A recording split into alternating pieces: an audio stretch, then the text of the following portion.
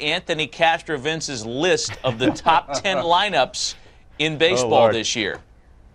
Yeah, the fun thing with these lists, you can consult as many scouts as you want, and I have. You're going to get opinions all over the map, and you never know. Hey, a year ago, if you would have told me the Twins would be a top 10 offense in 2014, which they ended up being in terms of runs scored, I wouldn't have believed that. So you never know, how these things are going to shake out. I didn't have the Padres in my top 10. I didn't have them in my top 15. I just don't know. They added a lot of right-handed power, which is great.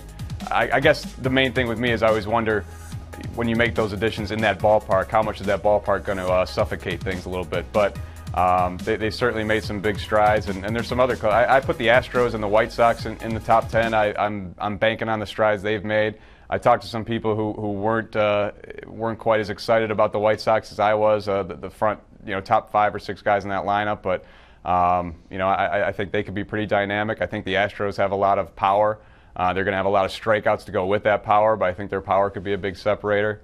And then my number 1 team, the Red Sox, which I think they're number 1 on a lot of people's lists right now.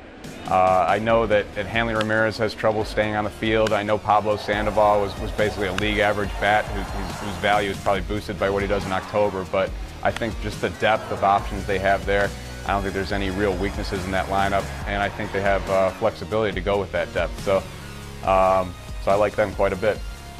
All right, I get the Red Sox being kind of a preseason favorite here, but just to poke a little hole in it, I'm still not buying a lot of the young guys in this lineup as contributing to that level. And that's just my opinion. That's the fun with the lists. I mean, between Betts and Rusney Castillo, and even Christian Vasquez, who's not exactly, I don't think he's a plus bat guy as much as he is a catch and throw guy. At least that's what I've read about him. I don't know. A lot of questions here still. Yeah, I mean, and last year they were relying on the young guys much more than they will be going into this year.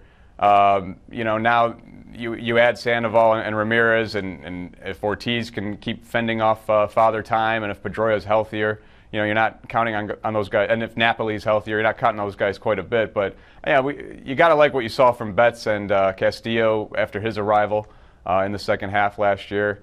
Bogarts is a big question. He's a guy they really counted on to make major strides last season, and he had his moments, but the full slate wasn't what you'd expect. Same with Jackie Bradley Jr. So, yeah, there's always questions with youth.